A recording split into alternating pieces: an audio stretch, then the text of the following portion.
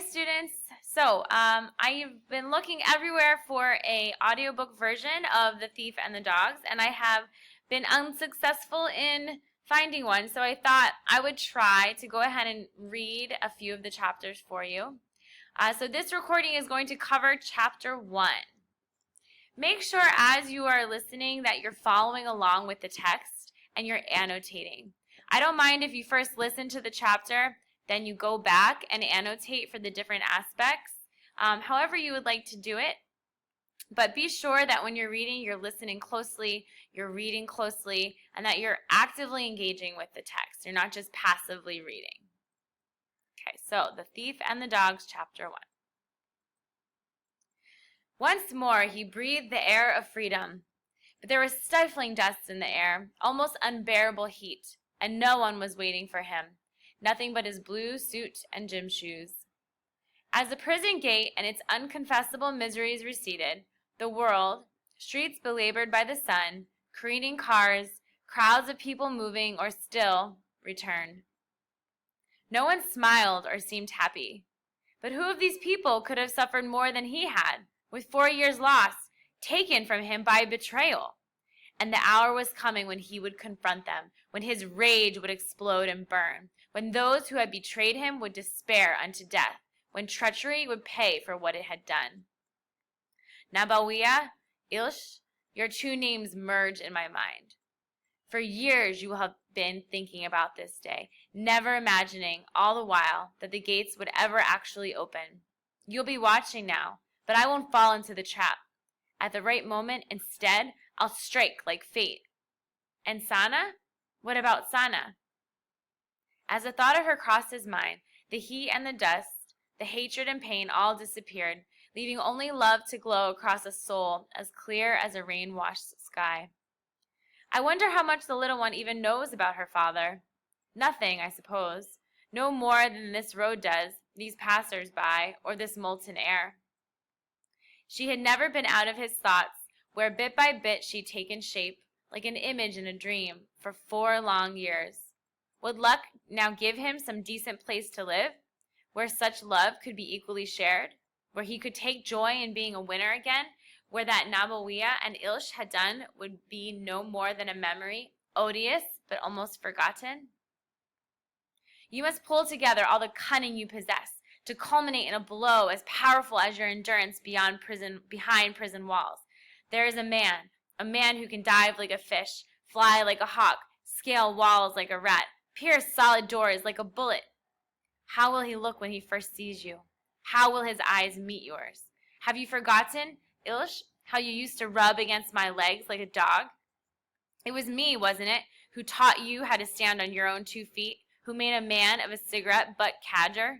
You've forgotten, Ilsh, and you're not the only one. She's forgotten too, that woman who sprang from filth, from vermin, from treachery and infidelity. Through all this darkness, only your face, Sana, smiles. When we meet, I'll know how I stand.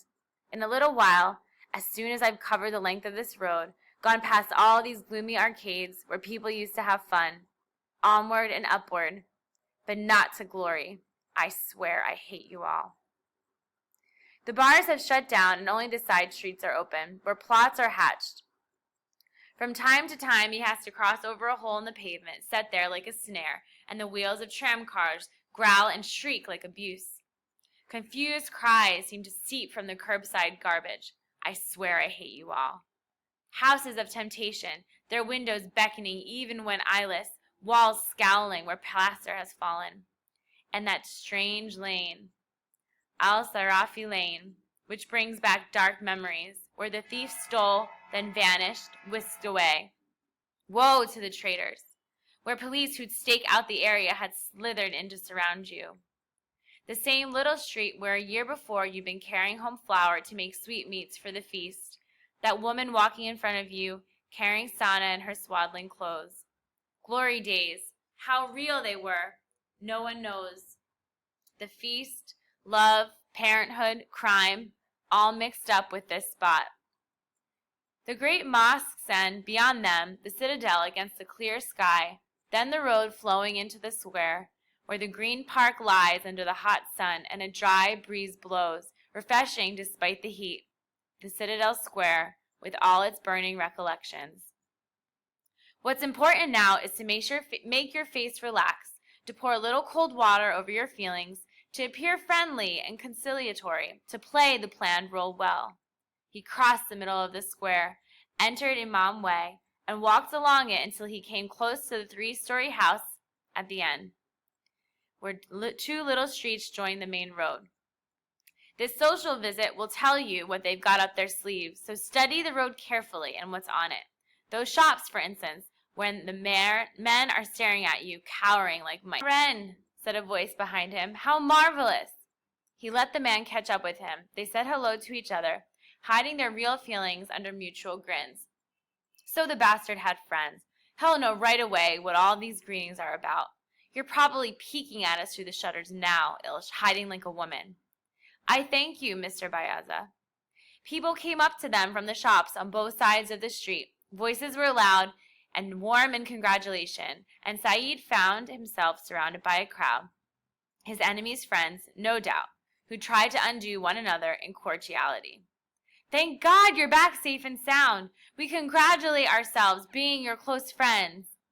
We all said we wish you'd be released on the anniversary of the revolution." "I thank God and you, gentlemen," he said, staring at them with his brown, almond-shaped eyes. Bayaza patted him on the shoulder. "Come into the shop and have a cold drink to celebrate." "Later," he said quietly, "when I'm back." "Back?" One man shouts, directing his voice to the 2nd story of the house. Mr. Ilsh, come down and congratulate Saeed Maren." "No need to warn him, you black beetle. I've come in broad daylight. I know you've been watching." "Back from what?" said Bayaza.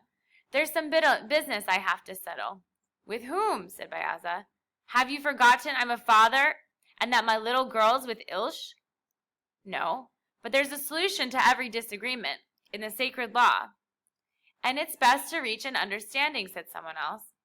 "Saeed, you're fresh out of prison," a third man added in a conciliatory tone. "A wise man learns his lessons." "Who said I'm here for anything other than to reach an understanding?" In the 2nd story of the building, a window opened. Ilsh leaned out, and they all looked up at him tensely. Before a word could be said, a big man wearing a striped garment and police boots came from the front door of the house. Saeed recognized Hasabala, the detective, and pretended to be surprised. "You shouldn't have disturbed yourself. I have only come to reach an amicable settlement," he said with feeling. The detective came up and patted him all over, searching with practiced speed and skill. "Shut up, you cunning bastard. What did you say you wanted?" "I've come to reach an understanding about the future of my daughter." "As if you know what understanding meant." "I do indeed, for my daughter's sake." "You can always go to court." Ilsh shouted from above. "Let him come up all of you. You're all welcome." "Rally them around, you coward. I've only come to test the strength of your fortifications. When your hour arrives, neither detective nor walls will do you any good." They all crowded into a sitting room and planted themselves in sofas and chairs. The windows were open. Flies rushed in with the light. Cigarette burns had made black spots in the sky-blue carpet, and from a large photograph on the wall, Ilsh was staring, holding a thick stick with both his hands. The detective sat next to Saeed and began to play with his worry beads. Il Sidra came into the room, a loose garment swelling round his barrel-like body, his fat, round face buttressed by a square chin. His huge nose had a broken bridge. "Thank the Lord you're back safe and sound," he said, as if he had nothing to fear. But no one spoke. Anxious looks passed back and forth, and the atmosphere was tense until Ilsh went on talking. "What's over is done with. Such things happen every day.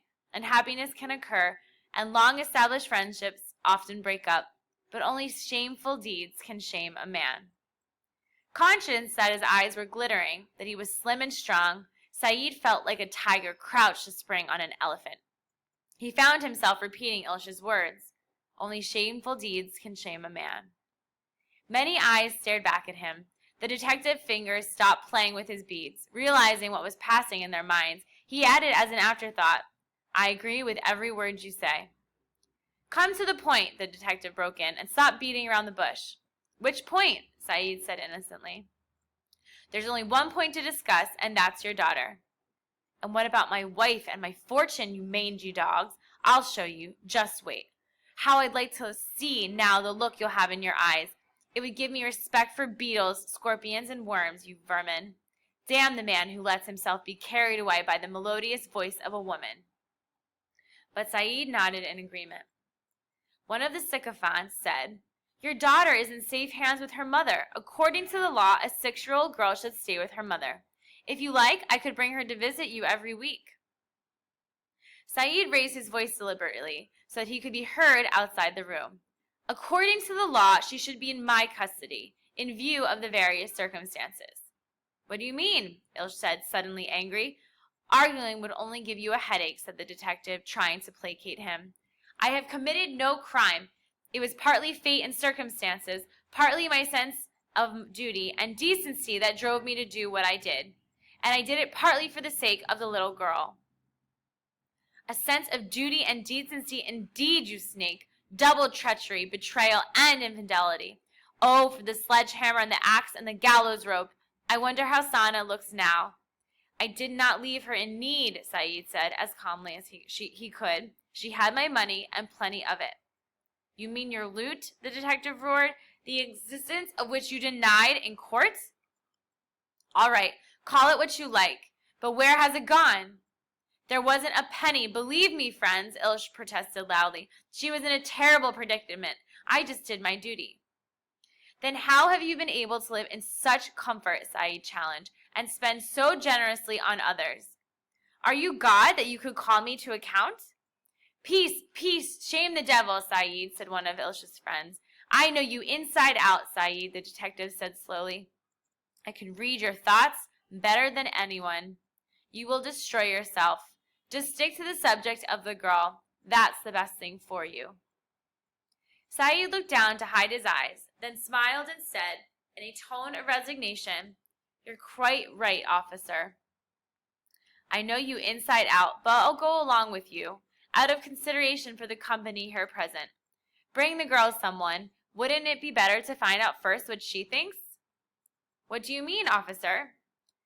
Saeed, I know you. You don't want the girl, and you can't keep her because you'll have difficulty enough finding some accommodation for yourself. But it's only fair and kind to let you see her. Bring in the girl. Bring in her mother, you mean? How I wish our eyes could meet, so I might behold one of the secrets of hell. Oh, for the axe and the sledgehammer. Ilse went to fetch the girl. At the sound of returning footsteps, Saeed's heart began to beat almost painfully, and as he stared at the door, he bit the inside of his lips, anticipation and tenderness stifling all his rage. After it seemed 1,000 years, the girl approached. She looked surprised. She was wearing a smart white frock and white open slippers that showed henna-dyed toes. She gazed at him, her face dark, her black hair flowing over her forehead, while his soul devoured her. Bewildered, she looked around at all the other faces, then particularly at his, which was staring so intently. He was unable to take his eyes off her. As she felt herself being pushed towards him, she planted her feet in the carpet and leaned backward away from him. And suddenly he felt crushed by a sense of total loss. It was as if, in spite of her almond-shaped eyes, her long face, and her slender, alkaline nose, she was not his own daughter. Where were the instinctive ties of blood and soul? Where were they? Were they too treacherous, deceptive? And how could he, even so, resist the almost overwhelming desire to hug her to him forever? This is your father, child, said the detective impatiently.